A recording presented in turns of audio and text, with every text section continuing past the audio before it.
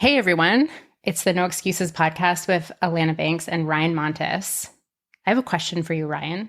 And this is actually a question that came up the other day, and I just threw it in our podcast topic brainstorm hmm because I wanted to get your opinion on what is an intelligent follower?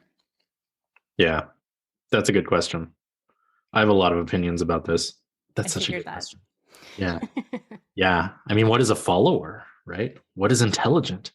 What is an intelligent follower? So, I mean, the thing that immediately comes into my mind about this question is the connotations of the question, right? And it's almost like an oxymoron until you really dive into the meaning of these words. Because if a person's highly intelligent, they might be a leader and blaze their own trail, might they not? Right? Somebody might argue, someone might argue. And if somebody's a follower, like how could they be intelligent? Because they're just going with the flow, doing what is prescribed for them, right? And I would say all of that is balderdash, of course, because there is such a thing as an intelligent follower. I've been both a leader and a follower. I've taken on both of these roles in many different contexts in life. And you can be a passive follower, or you can be an intelligent follower. And I think an intelligent follower is somebody who learns as they're led. Somebody who learns as they're led. The purpose of following, in my opinion, is not to just be passive, is not to just do what is required of us. It's to learn and model so that when it's time, we can step into the leader role. Mm-hmm. That's what I believe. And an intelligent person does that. I mean, think of the role of a soldier, right? I was a soldier for a little bit here in Canada. And, when you're a private, it's your duty, in my opinion, to pay close attention to what the corporals and the sergeants above you are doing, knowing that one day you might get promoted, or probably you will get promoted into those roles. And won't it have been nice to have been paying attention all along so you know what to do?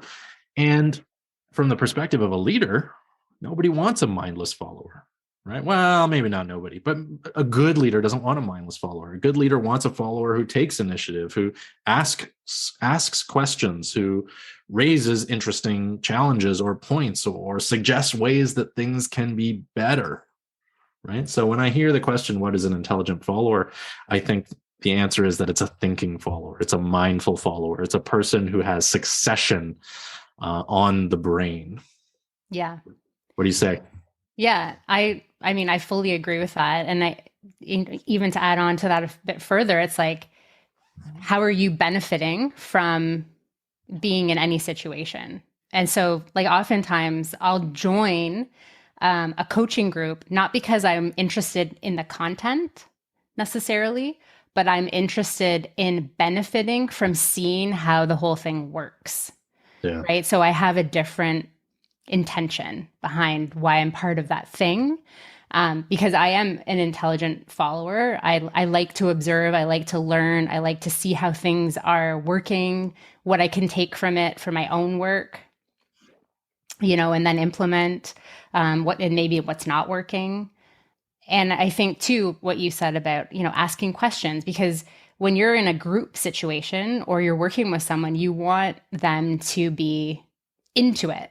You know what I mean? Like you want them to be asking questions, making you think. You don't want just a bunch of people passively listening to what you're talking about, because that's not interesting either, because then you're not benefiting from it either as the leader. So I think, to be an intelligent follower means to be an effective leader too, because, you're kind of like in the school of life, in the school of you're constantly learning and benefiting. Yeah. Yeah. I agree. You got the mind switched on. And I used the military as an example earlier, and there's an expression for an intelligent follower in the military. We don't use that term in the military, intelligent follower, at least not, I didn't hear it while I was there. But if a soldier is, using their brain while doing their job, they're said to be switched on. You know, if you hear somebody say, "Oh, he or she, they're really switched on," it means that that person not only understands what to do, but understands why they're doing those things. And when, you know, there's a challenge that, you know, befalls them, we know that they're going to be able to handle it because they're switched on. They're using their brain. They're not just regurgitating patterns that have been taught to them. And there's a big difference when it comes to who you want on your team, right? 100%. And it's like it's almost like you're integrating the information as you're taking it in, because you're searching in your own mind, how can I apply this to my life? How could I apply this to like what I'm doing right now? How could I apply this to my business? And so even if you're watching like free webinars online or like Instagram lives or things like that, like think about how you can be an intelligent follower in that moment, instead of just like whipping out your notebook and taking a bunch of notes and like not really paying attention and like letting things integrate. Watch it consciously and look for the benefit. Like, how could this information benefit me? How could I apply this to maybe my social media or my business or whatever it is you do, my parenting style? Yeah. And or really who can I teach this to? Yeah. Or who can I teach this to, right? Like, Yeah. I'm learning something important. I like the way it's articulated. The best thing you can do for your friends and family is to let them know. Yeah. Yeah, I love that. The point is, be an intelligent follower, listener, Mr. or Mrs. Listener. Be an intelligent follower. And when it's time to be a leader, be a leader. And I'll give you one more kind of Ryan Montisism, basically, is that a great leader knows when to follow, right? A great leader knows when to follow. I heard an interview with some elite special forces guys, right? Like top tier anti-terrorism and special forces operators. I can't remember what country, if they were American or Canadian. But they said, when you get to those elite levels where you're literally the highest line of defense against, you know, the bad guys, whoever the bad guys are, if there are bad guys, so, you know, that's a topic for another day. But he was saying that, like, when you're at that level, rank is much less important. And when they're planning a mission, it's a case-by-case basis who's going to be in charge of the mission.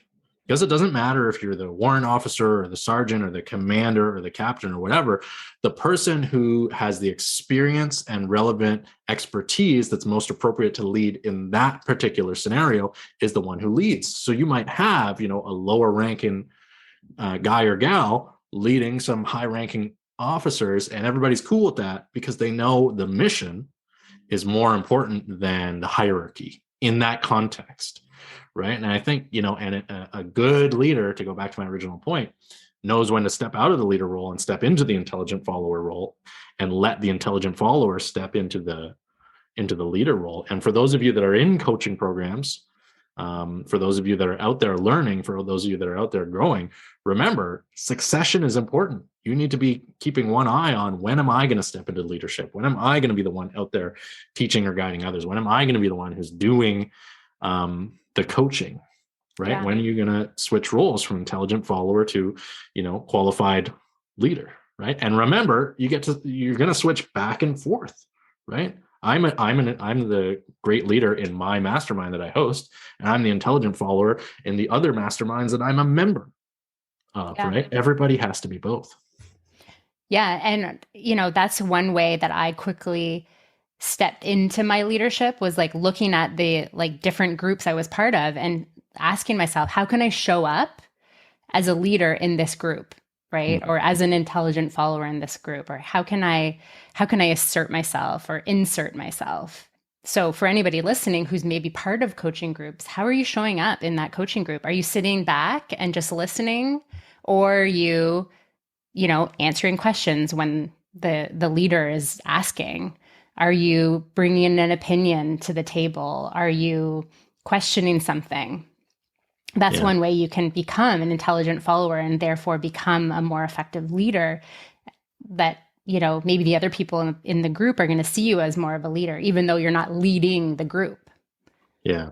I'll give you another, and this is my opinion, of course, but I'll give you another quality of an intelligent follower.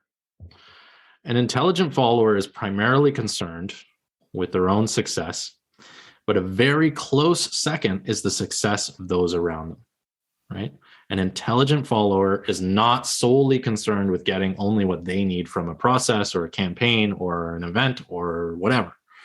An intelligent follower puts on their oxygen mask and then is very concerned with the other people around them getting the air that they need too, right? And this is a lesson that was drilled into me in basic training in the military. The job's not done until all your teammates are done their part too. So when you've finished your task, when you've done what you've got to do, you need to be looking around and say, who needs help, right?